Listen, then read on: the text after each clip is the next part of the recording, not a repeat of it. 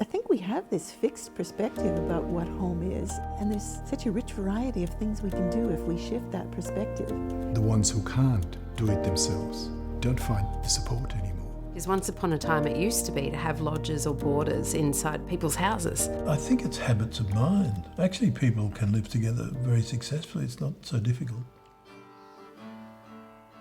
My name's Kerry Grace. I'm the CEO of Regional Development Australia Mid-North Coast. I'm a single mum. I live in a 4-bedroom house, soon to actually be 5-bedroom house, by myself. My kids are getting older and they're leaving the nest. I had a choice to either downsize where I'm living as the kids are leaving home, or I could work out to use my place in a different way. So living as a community and having a community around my home is something that's really important for me to try. Naka. It can get a bit lonely sometimes living as the only adult in the house, so it's really something that I'm wanting to experience. So our research is showing that there are a lot of reasons that people aren't currently having people sharing their domestic space.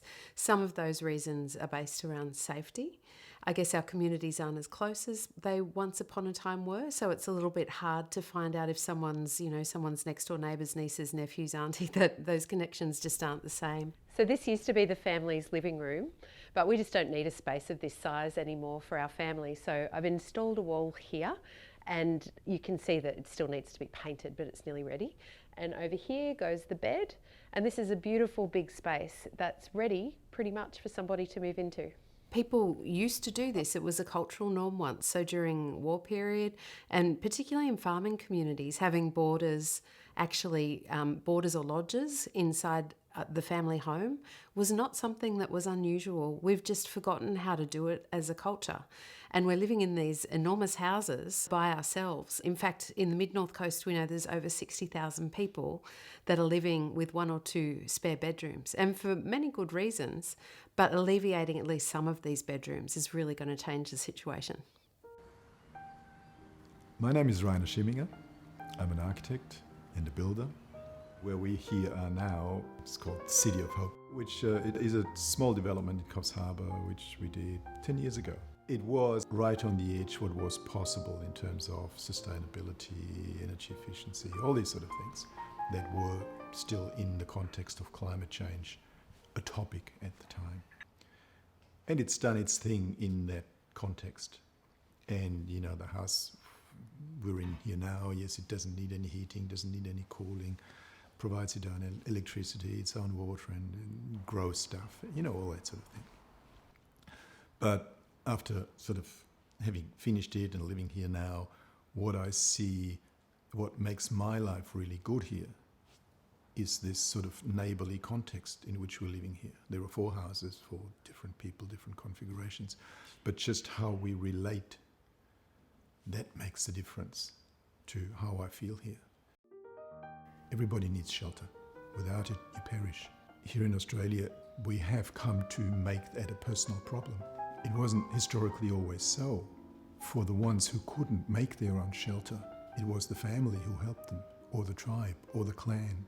But now we live so dispersed, families scattered all over the place, that the ones who can't do it themselves don't find the support anymore. And we have set up a social and economic system which is developed in quite a harsh form of capitalism now. And if you own land and you own property, you're in, works well for you. If you're not, you're out, and nobody helps you. We see it as their problem, not as our problem collectively.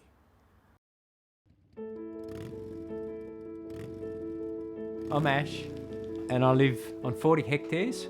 That is regen. It's about 20 minutes from the coast, and I have everything I need, and it's a beautiful spot, and I have all different bird species and animals, and I hear sugar gliders and dingoes, and I love it. So how I came to be living here.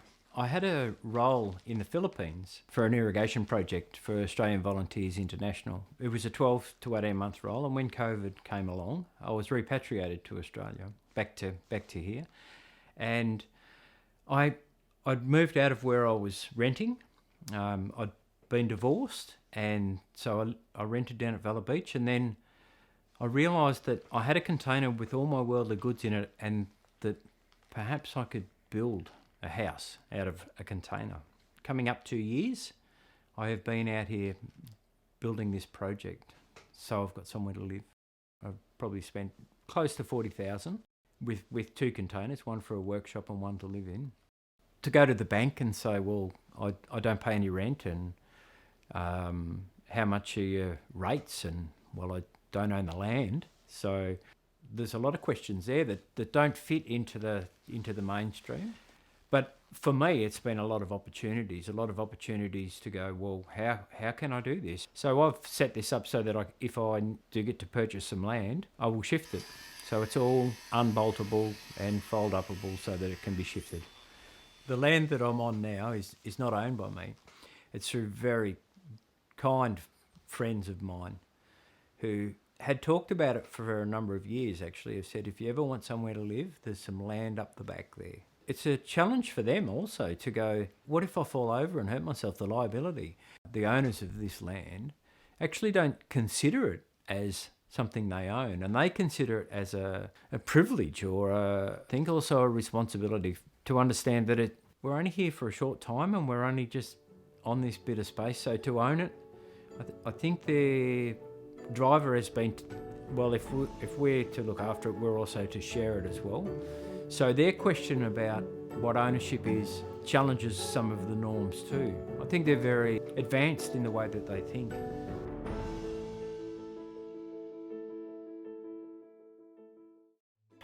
Now? Yeah. Yeah.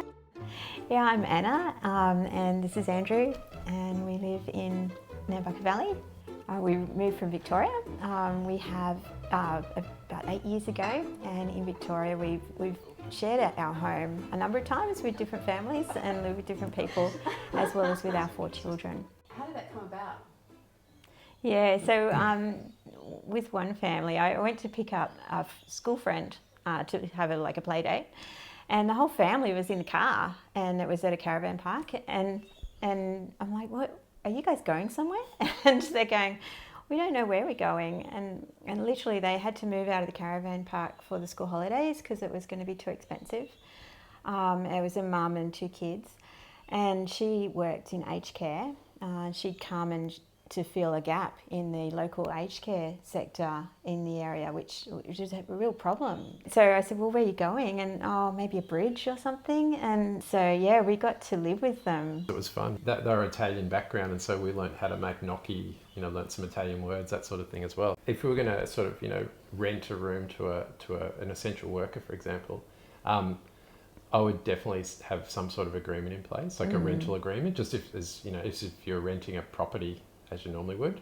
You'd like to have other people living on your property. Have planning laws, etc., been a hassle for you? Yeah, so we do have some land. It's somewhere else, like not where we live here, and we're totally happy and would love to be able to share it with people. But there is that concern that they move onto the property, and then how do you get that person off? How do you kick them off if they don't want to move? If they've moved, it might be a mobile home or something, they've moved on there. There's lots of things to think about with that if we do that as well, like, in case of a bushfire, are they going to be safe? Like, we want people that we're sharing, that they're safe and happy as well. But the current law, like if someone puts something on our place, we can say it's ours, and that doesn't leave them in a good place either. I think it'd be great if the planning laws were alleviated, because I'm sure there's others around who would really like to be able to share their land. If they were changed, we would be super open to allowing many people to stay on our place. There's lots of things growing and stuff, and we would love to be able to share that, and also if they want to pull some weeds, great, and do some shared things as well, that would be ideal.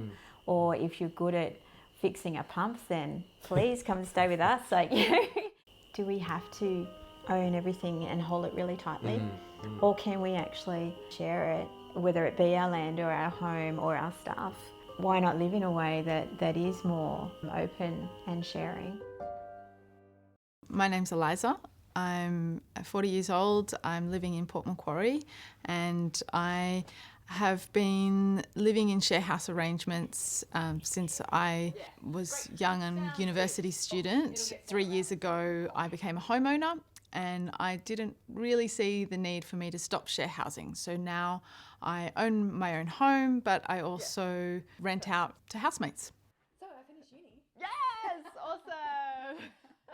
I feel like I do a pretty good process of working out who the person is and if we're a bit of a fit before they move in.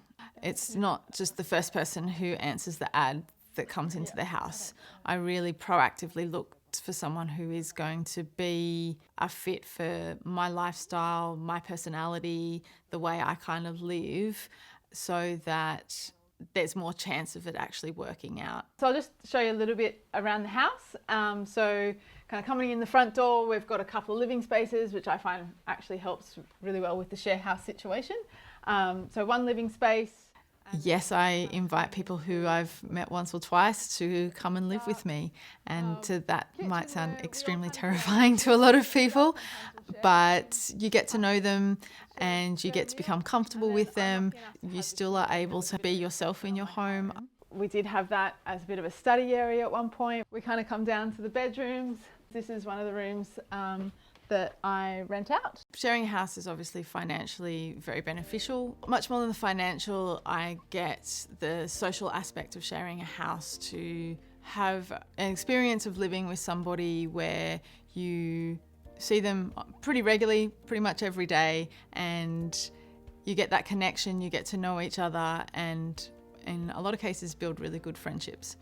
I get to learn from different people and have a new perspective on what I consider to be the norm or ways of doing things, because everyone's different. So I like the new perspective that a lot of people bring to my life as well. My name's Angela. I've been living on the coast here for a couple of years.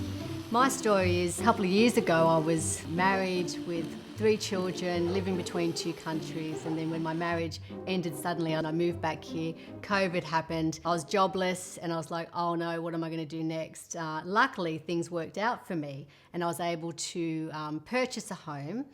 But in that process of the vulnerability of thinking I may not be able to purchase a home and I'm going to have to rent with 2 kids, 2 dogs and a horse, where am I going to live? And there was a lot of women like me that were looking for somewhere that had a life all planned out, and that it sort of fell to pieces and they had to start again and didn't have the financial background and the security that we thought we would have in our later years.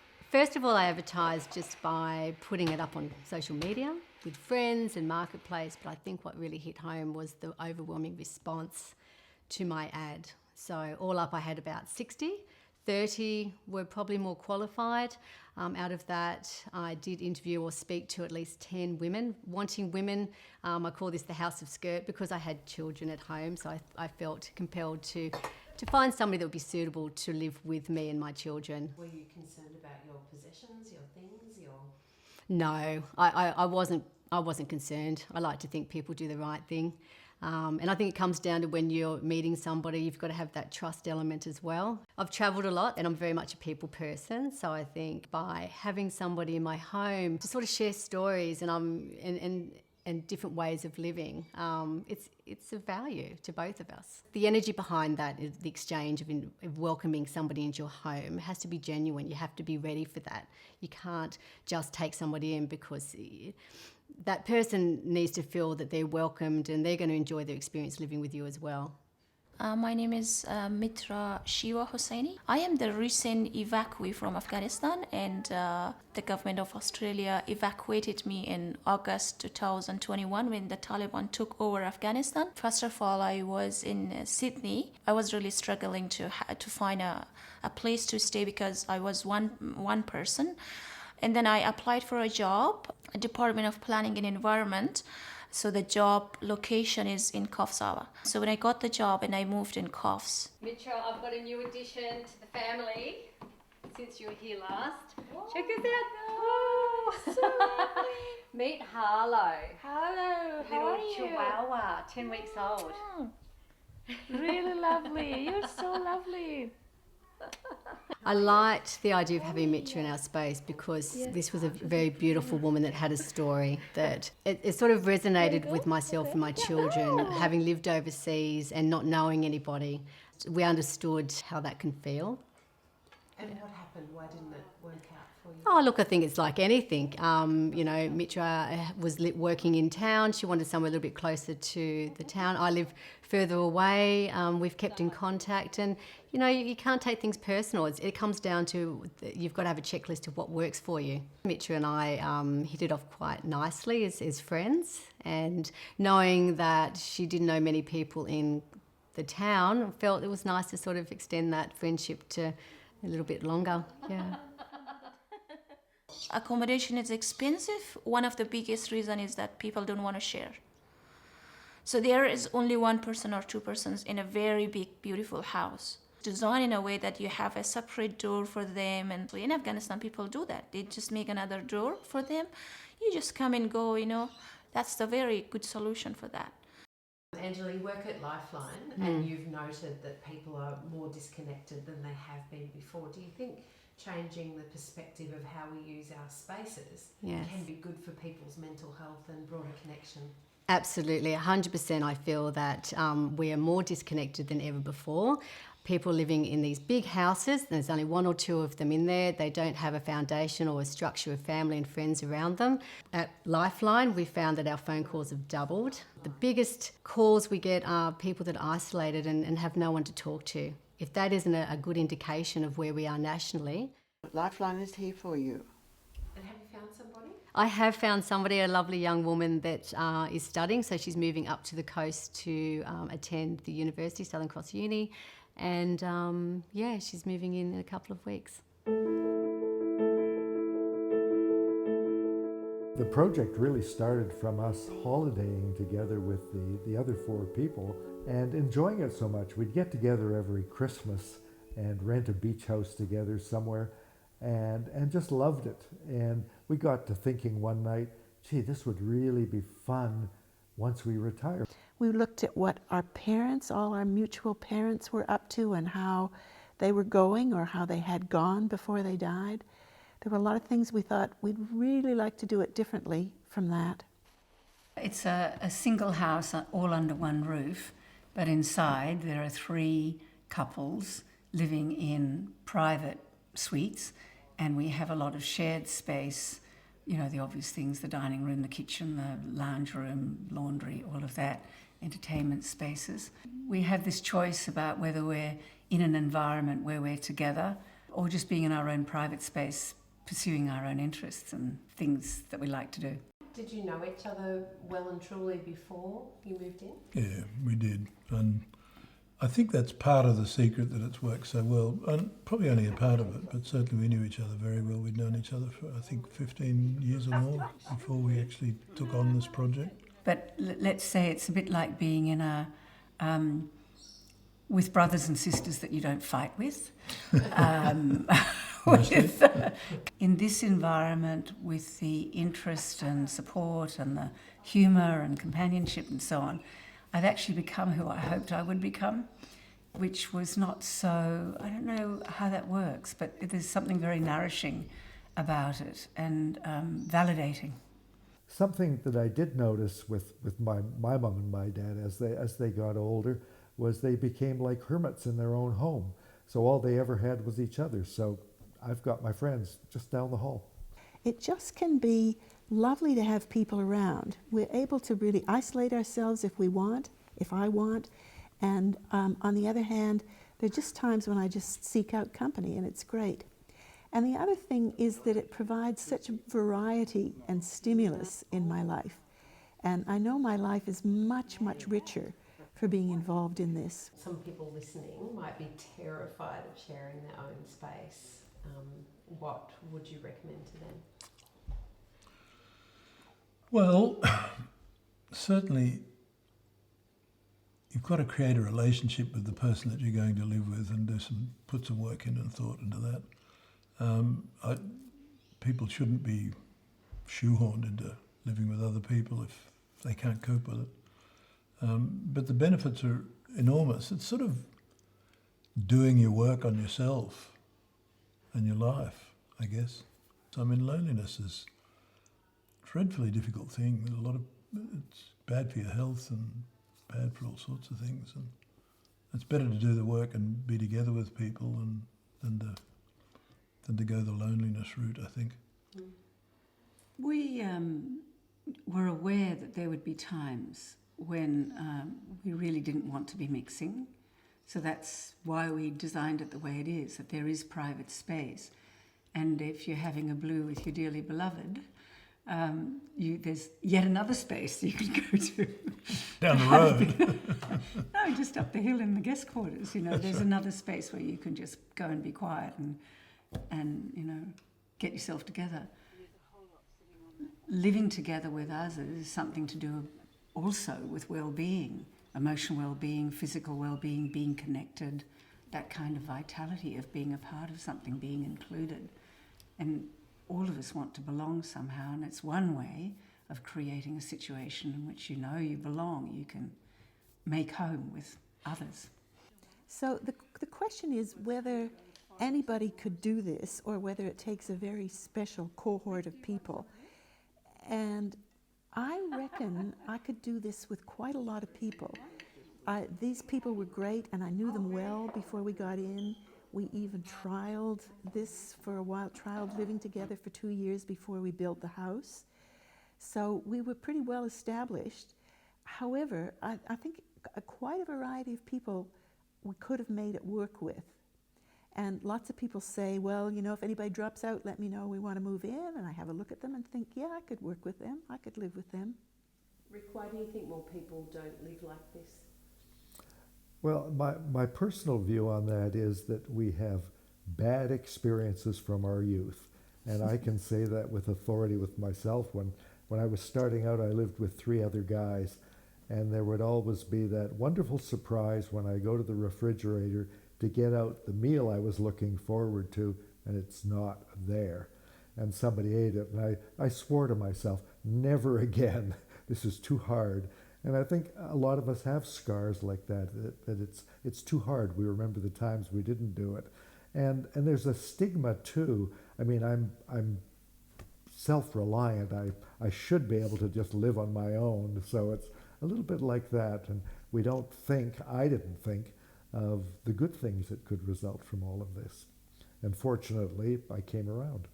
Well, look, I suppose it's like some of the aspects of a marriage. It's a commitment that you're making to one another, which has both trust but also vulnerability in it. And not only, you might let me down by not paying your share of the bills or by bailing out or those sorts of, there's that vulnerability, but there's also the vulnerability of just being a human being, aging, things are not looking so good, things are getting a bit wobbly. We have jokes around here about our memories and can't find that word that I'm trying to, communicate right now. So do our kids. There's such a cultural thing has evolved over the decades that you live by yourself, you live with your family, you live with your husband and your kids. The kids leave, you stay in the house, you have your own house. It's just what we all aspire to. It's so important to get outside those 9 dots and look at what else is possible.